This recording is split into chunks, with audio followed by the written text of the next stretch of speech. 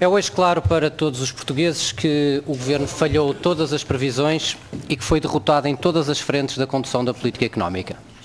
Na frente da economia, nós estamos no terceiro ano consecutivo de recessão e no final deste ano teremos uma queda do PIB que será o dobro daquela que era prevista originalmente no programa.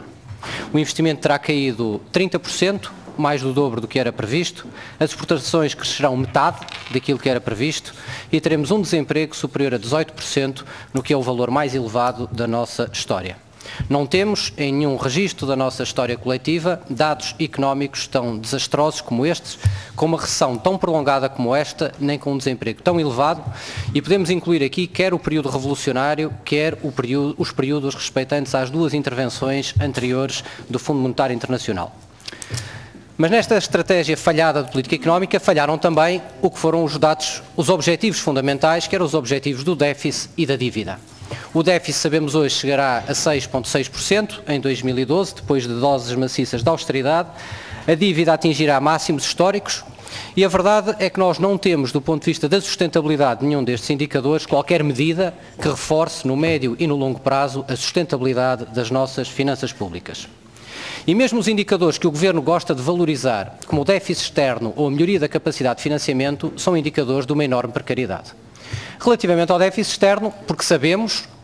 que a evolução registada de melhoria do déficit externo decorre do colapso da procura interna e não tem nenhuma capacidade de sustentação à menor reanimação da economia. Do ponto de vista da frente do financiamento, sabemos, porque é uma evidência, que a deterioração da nossa capacidade de crescimento será totalmente insuscetível de criar confiança na capacidade de virmos a pagar a nossa dívida nas condições atuais. Chegamos, pois, a um ponto em que os objetivos centrais do nosso programa de assistência, quer a recuperação da economia, quer o pagamento da dívida, estão comprometidos e chegamos a este ponto com uma situação económica e social dramática e com um compromisso político fragilizado. Eu gostava de fazer um ponto, é que nós chegamos a este momento do nosso programa de assistência económica e financeira muito por responsabilidade das escolhas e dos erros de condução da política económica feita pelo Governo. Num contexto de uma enorme incerteza internacional, em que se deveria ter adotado uma estratégia de articular a queda da procura interna com a recuperação da procura externa, o Governo optou por uma estratégia de radicalismo no nosso processo de ajustamento. E nós hoje pagamos os preços dessa opção. E esse radicalismo demonstrou-se desde logo, em primeiro lugar, na frente do ajuste orçamental e da austeridade. A convicção de que nós fazendo um ajuste à cabeça mais forte, mais pesado, poderíamos ter mais resultados, demonstrou-se completamente falhada. Nós tivemos em 2012 cerca de 5,3 pontos de austeridade do PIB. Sabemos hoje que a consolidação terá chegado a 1,5 ponto. Para 2013, 3,2 pontos do PIB de austeridade para uma consolidação de 0,5 e vem-nos agora ao Governo prometer que no próximo ano 1,2 pontos de austeridade corresponderão a 1,5 pontos do PIB em consolidação orçamental. Mas houve também radicalismo na desvalorização completa do papel da procura interna. A forma como ao longo do tempo se desvalorizou por completo a evolução do desemprego, a queda dos rendimentos, as expectativas das famílias, dos agentes económicos e em como, de certa forma, a desvalorização interna ganhou a forma de visão oficial de grande medida de correção dos nossos equilíbrios, fizeram com que chegássemos à situação em que estamos hoje.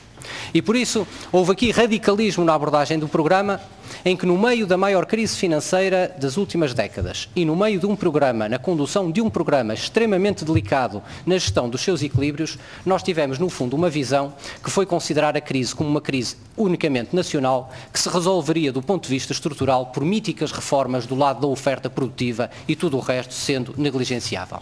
Sabemos hoje o resultado, como disse, é claro o falhanço desta condução desta política em todos os indicadores, temos o colapso da procura interna e da nossa economia a prosseguir e não temos hoje capacidade de ver na política que está a ser seguida qualquer rumo de futuro.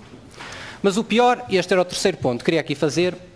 é que o Governo continua a apostar nesta estratégia que falhou e numa estratégia que nos está a conduzir rumo ao desastre completo.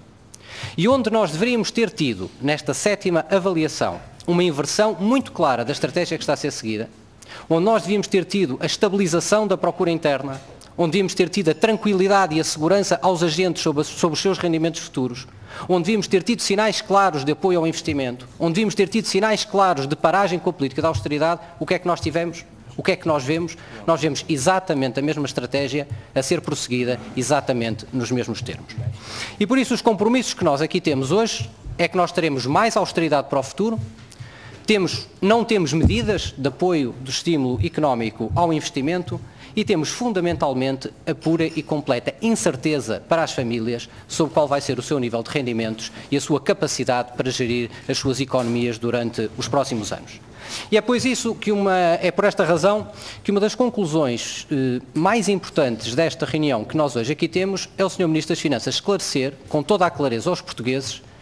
quais são os cortes que vão ser realizados e aquilo que as famílias vão poder contar no próximo ano.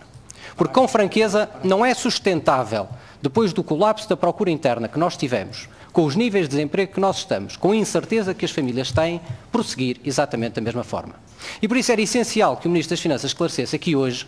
se os 2.000 milhões de cortes que estão previstos, que o Governo se comprometeu na próxima avaliação a fazer, se vão concretizar, como disse o Dr. Marcos Mendes, num corte de 1.000 milhões de euros na Segurança Social, se sim, onde, como, de que forma, nas pensões, em prestações,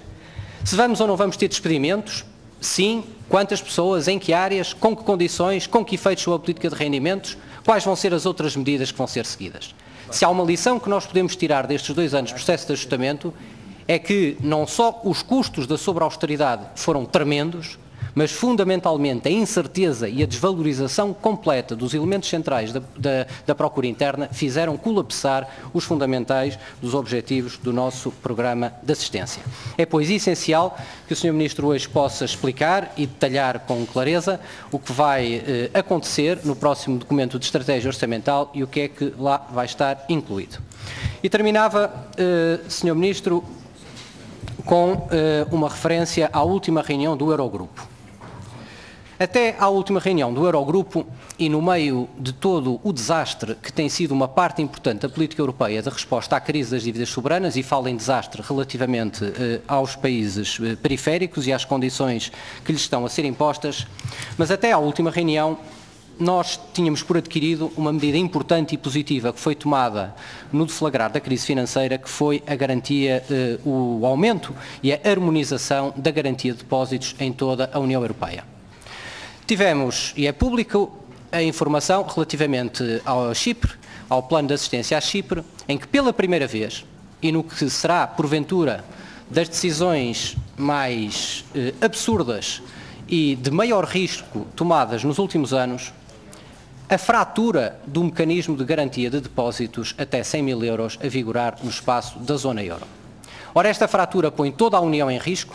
esta fratura põe todo o sistema financeiro em risco, põe todos os países em risco, mas põe seguramente em risco os países mais vulneráveis, nomeadamente os países periféricos. E por isso, a pergunta que eu lhe dirigia com toda a clareza era confirmar se na última reunião do Eurogrupo a decisão foi tomada nestes termos, se confirma que Portugal votou favoravelmente esta decisão do Eurogrupo relativamente ao apoio a Chipre, e a última pergunta, se sim, e se o fez, votou favoravelmente, por que razão o fez, sabendo que Portugal é uma economia periférica com altos riscos de ser atingido por volatilidade relativamente aos movimentos de capitais. Muito obrigado.